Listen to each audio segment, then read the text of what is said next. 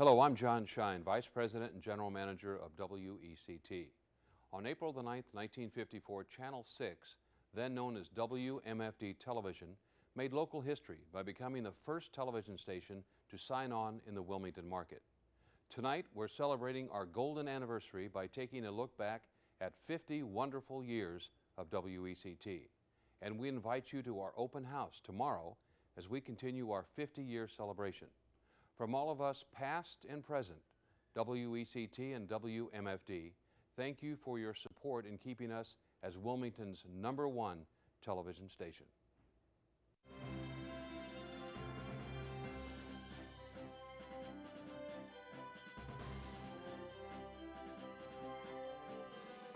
WECT at 50, serving the coastal Carolinas. Brought to you by Bojangles, Bruce Kavanaugh Auto Mart and Superstore, the LASIK Center, and U.S. Cellular. 50 years ago, a handful of people working on the third floor of a radio station brought Wilmington and eastern North Carolina into the television age.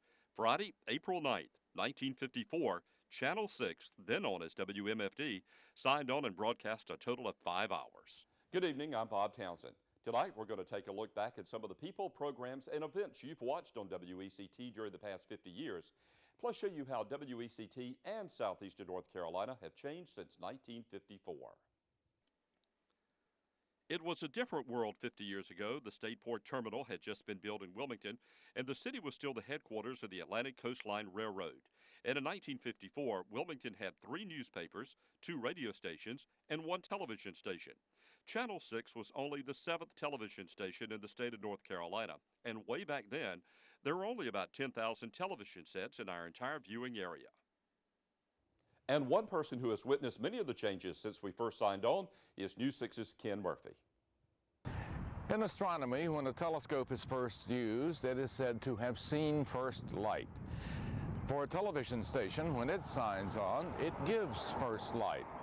At WMFD TV, WECT's predecessor, it not only gave light, it had music as well. The one-eyed, one-horned WECT broadcast a pattern accompanied by what was then a popular radio song for several days, finally signing on with programming for the first time on the evening of April 9, 1954. Ike Eisenhower was in his first term as president. WECT's studio, note not plural, was on the 3rd floor of the old phone company building on Princess Street. Commercials for home appliances, all done live, of course, were big in those days. Since the building had no elevator, refrigerators and stoves had to be muscled up the stairs. The station had no remote broadcast equipment at first, so for a couple of Azalea Festival parades, studio cameras were lowered out the window to the sidewalk below, rolled half a block to the parade route, and connected by long cables to the control room upstairs. Dan Cameron was identified with the station for nearly 30 years. We tried to get the very best people that we could get, and we ended up doing that. And I'm proud to say that it's doing better now than it ever has. So I think we started it out pretty good.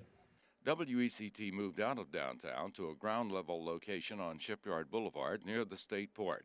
That building has been added onto 6 times over the years. We just looked into the past. General Manager John Shine gives us a glimpse of the future.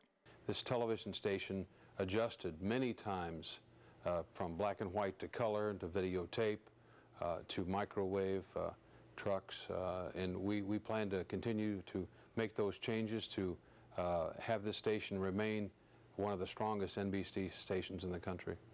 We're no longer downtown, but we like to think we're more uptown. And that's a little capsule of TV history. Back to you, Bob. Ken, thanks very much. Our motto is where news comes first, and our commitment to bringing you the stories that affect your life has made that saying true for the past 50 years. News 6's Frances Weller tells us more. Bob, we've covered a lot of local news over the years, and just as the news events have changed, so has the way we cover them. This is NBC, the national broadcasting company. Perhaps the biggest local news in the 50s, at least from our view, was WECT going on the air. We were the first Wilmington television station. The news was big.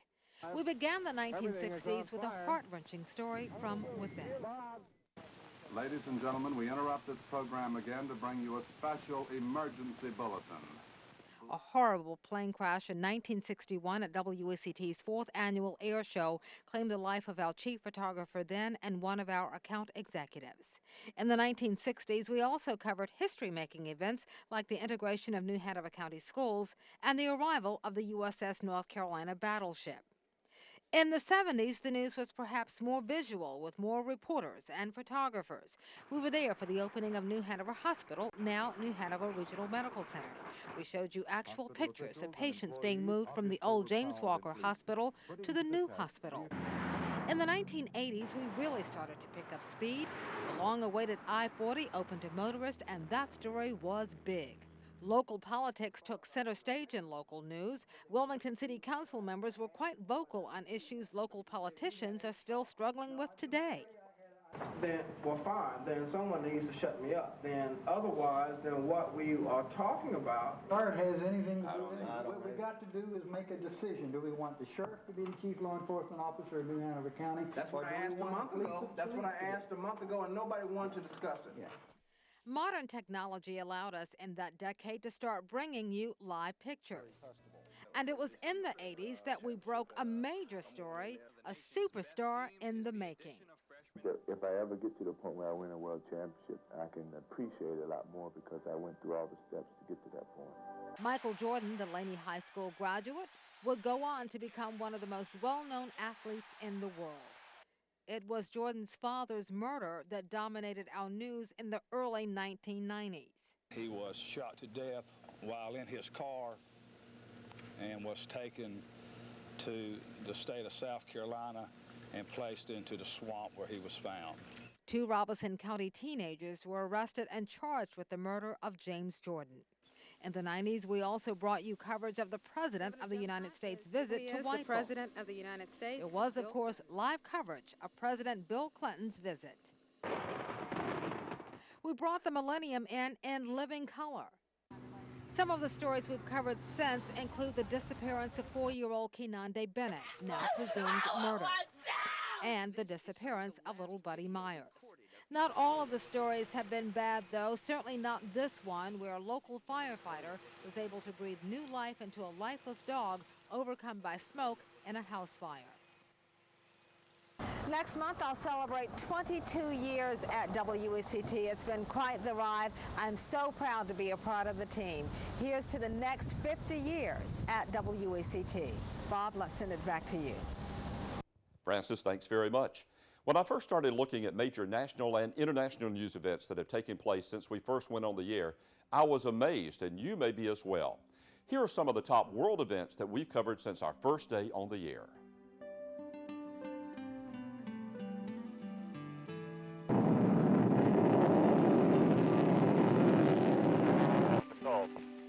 That's good.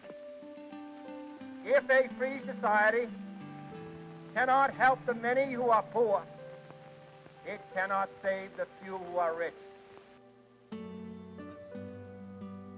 Free at last! Free at last! Thank God Almighty!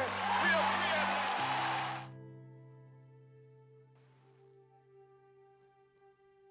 All who love freedom will mourn his death.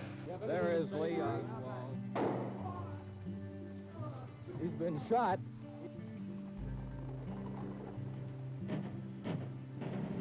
He'll fall in eight to prove that I'm great. And if he keeps talking jive, I'm going to cut it to 5. The Beatles. This rock and roll group has taken over as the kingpins of musical appreciation. Martin Luther King Jr. was killed tonight in Memphis, Tennessee. My thanks to all of you, and now it's on to Chicago, and let's win there. Man, this assistant says, help Bobby. Help Bobby.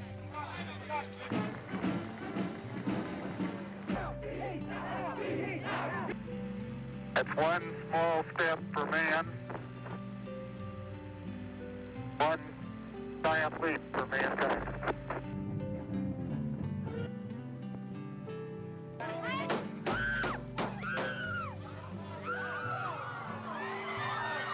I began by telling the president that there was a cancer growing on the presidency, I shall resign the presidency effective at noon tomorrow.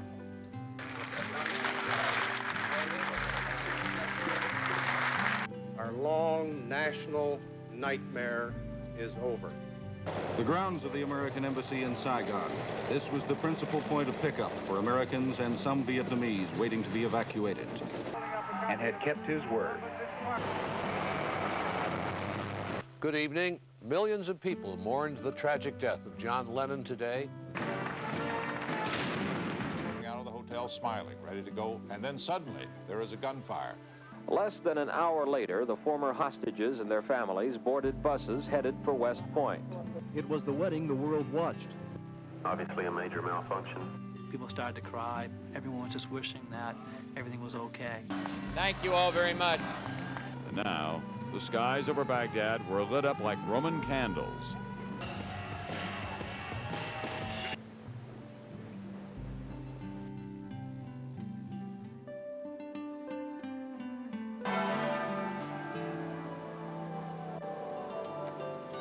I did not have sexual relations with that woman, Miss Lewinsky. How profoundly sorry I am.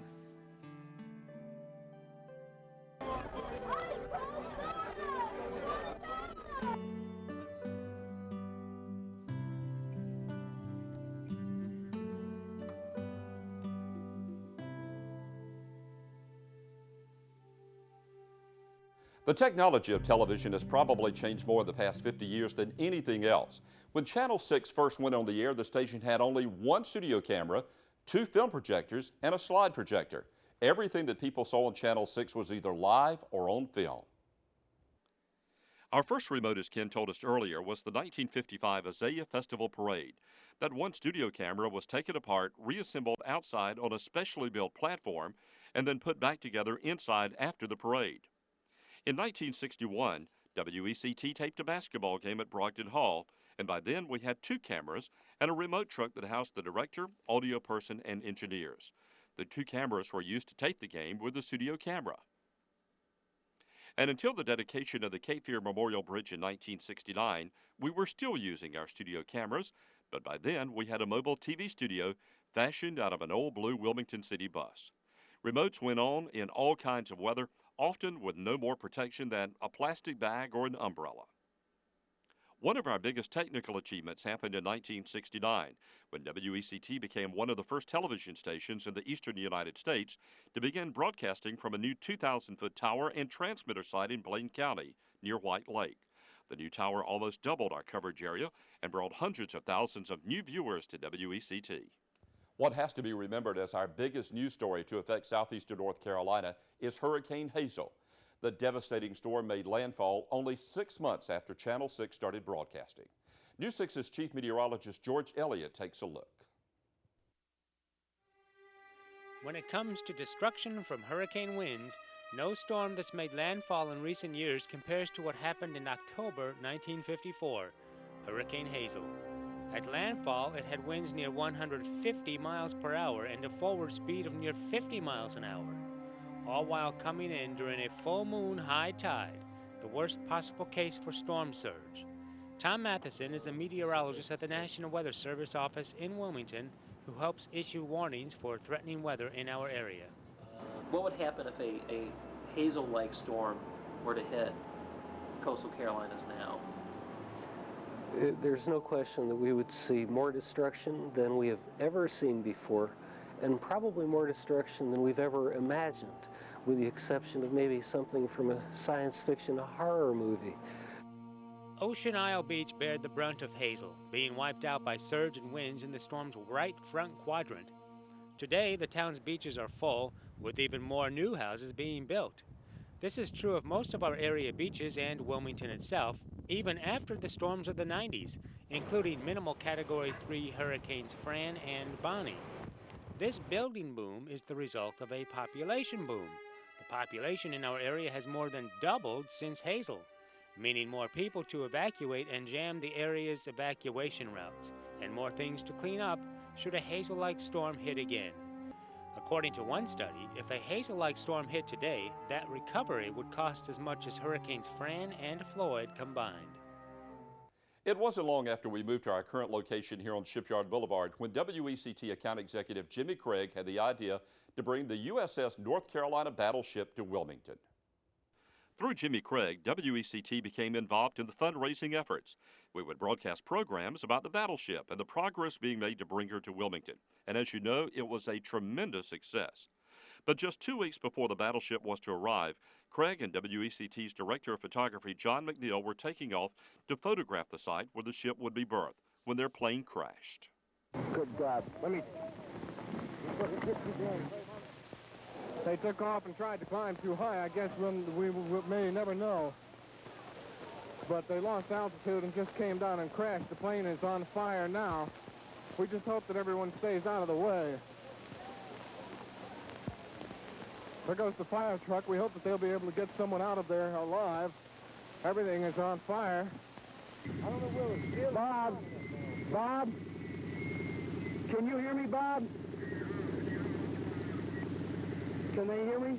No, they can't. Tell them John was on that plane, McNeil. Field 1 were on that plane. And I think CD was. And I think CD was. Ladies and gentlemen, we interrupt this program again to bring you a special emergency bulletin. Blood is needed immediately at James Walker Hospital by blood donators. If you desire to donate blood to this emergency, please report to James Walker Hospital immediately and donate blood. Both men died from their injuries. Jimmy Craig never saw the results of his efforts on the North Carolina's behalf. WECT was on hand as the battleship arrived in October 1961. Wilmington used to be one of the major commerce destinations in the country, and in many ways it still is. News 6's Jim Hanchett takes a look at some of the businesses that have come and gone and those who have stayed. Bob, Front Street in Wilmington used to be the retailing center of the city. It no longer is. But some of the businesses that grew up here, that grew up with WECT, are still anchored here. Morris Cohen is the founder of Carolina Furniture, one of a handful of businesses that have been around as long as WECT. In this case, even longer. The store, now at the corner of Red Cross and 4th Streets, first opened in 1922. I was born here. Oh, I didn't know that. I was just born. Daniel Retchen, 81 now, is Morris Cohen's grandson. He runs the store, along with his wife Pearl and sons Howard and Larry. Retchen recalls the dawn of Wilmington television, the days when a few dollars bought commercials in prime time. The picture was very small, very grainy, very difficult to watch, but it was interesting because it was brand new. That little picture sold furniture, not the trim pieces popular now. Remember Mediterranean style? It was the biggest, ugliest thing you've ever seen. I mean, just way out here, way up here, ornate. Styles change, so did business conditions in Wilmington. Carolina Furniture stayed downtown, but other businesses in its age range have grown and expanded. Kingoff's Jewelers opened in 1919. It has a store on Front Street, another at the Audubon Village Shopping Center. Fleischmann's Fine Clothiers opened in 1946 downtown, then eventually moved to the mall when it opened on Oleander Drive. The mall. That changed retailing in Wilmington dramatically. Now there's Mayfair Town Center and 2 Walmarts. These are giant vacuum cleaners, I call them. They're sucking up money. Retchen sees the impact on his floor and his bottom line. I'll bet you in the course of a day, we probably had 50 people in here, maybe more in the course of a day. I think I'm lucky to have 50 in a month almost. Each of these companies, though, is a survivor. The Morris Cohens of Wilmington didn't build empires, but something better. They built a city. It's hard to say if any of those 3 businesses will be around to celebrate a 100th anniversary, but one thing's for sure, they've already proved they have staying power. In downtown Wilmington, I'm Jim Hanchett. Bob, back to you. In 1956, Channel 6 began airing the 15-minute nightly news program with Douglas Edwards. We carried this report until 1961, when we began carrying NBC's Huntley Brinkley Report. Wilmington native David Brinkley and Ched Huntley dominated TV news for many years, and it's credited for the reason that network news was expanded to a full half-hour years ago. While Huntley Brinkley reported on news of the nation and the world, WECT brought you news from the Carolinas. The SO Reporter was a nightly feature, as were sports and weather. And one of those reporters was Wayne Jackson, a young man who moved to Wilmington from a Rocky Mount, North Carolina radio station and became a fixture for 35 years. Kim Fields tells us more. When WECT first hit the airwaves in April 1954, it had no national television shows like Friends and relatively few commercials. Instead, viewers were entertained with local programs and broadcasters like Wayne Jackson. Wayne Jackson first appeared in the homes of viewers in the afternoons of September 1954 with his talk show Relax with Jax. We always looked at it in one way, Kim. When somebody turned on the television set and were looking at you, they were inviting you into their home. Inform us, entertain us, tell us about something. Jackson says television then was simple, but not by choice. We couldn't get complicated. It had to be simple. We didn't have enough of the technology or anything to really do a lot of things. We had to keep everything right in front of the one camera. For instance, with the weather, we had blackboards. We would, in chalk, put in highs and lows in the frontal systems and temperatures. Another change? Reporters today have access to reports from all over the world. Jackson didn't, so he turned to the viewers and made them the news. We tried to be as big a part of the community, get as many people on television as we possibly could, be involved in it. And it was fun. I enjoyed it. We went to strawberry festivals and yam festivals. We interviewed people all over. And I keep running into people that say, do you remember interviewing me when I was 12 years old? While Jackson doesn't have one favorite story or interview, he fondly remembers hosting Halloween parties, boxing matches, even a few celebrities. And also in 1954, in December, Baseball Hall of Famer Jackie Robinson was in town, and he graciously agreed to come on television with me, and I had an interview with the Hall of Famer. That was... Were you nervous? No, I wasn't nervous, but I wish he had been playing for the Chicago Cubs. That was my favorite team. Television also entered the big leagues. More people bought TVs, which meant more opportunities and responsibilities for broadcasters. One of the things that was the most difficult to cover for all of us was in the days of school desegregation. After Martin Luther King was assassinated, there was a lot of trouble in town. Buildings were burned, people were shot, we had curfews. It was very, very difficult to cover the news and go through. But no matter how complicated the stories got, Jackson's philosophy for television news remained the same. Get it right. We may not always be first, but we're always going to be right. And I think that's very important. After 35 years of getting it right, Wayne Jackson retired from WECT in June 1989. He currently lives in Wilmington with his wife and is still very active in the community through various organizations. Bob, back to you. Kim, thanks very much. And I owe a lot to Wayne. He gave me my first job in television back in 1971. Of course, it's hard to name all of the people who have appeared on WECT throughout the past 50 years, but a few of the names you may remember are Ben McDonald, Les Patterson, George Deaton, Bob Hardesty, Marty Skoll, Bob Caudle, Bill Jeffrey, Bill Thompson, Susan Hutaff, Jeff Harden, Ernie Wayne, and Shirley Gilbert, just to name a few. Then there was Jim Burns, who for 28 years had the daily Jim Burns Show and did the weather on the evening newscast. When many people think of WECT, they think of Jim Burns. Jim passed away a few years ago. And if you mention the programs Kitty Time or Katie's Cabin, many of our longtime viewers will remember Katie Godwin, who hosted both of those programs in our earlier days. Katie hosted the station's first children's program, drawing on her background as an educator and church leader. She, like Wayne, are still very active in the area and will always be remembered for their contributions to WECT and our community. In the 1950s and 60s, stories for WECT were shot on film to be developed and edited before it could get on the air.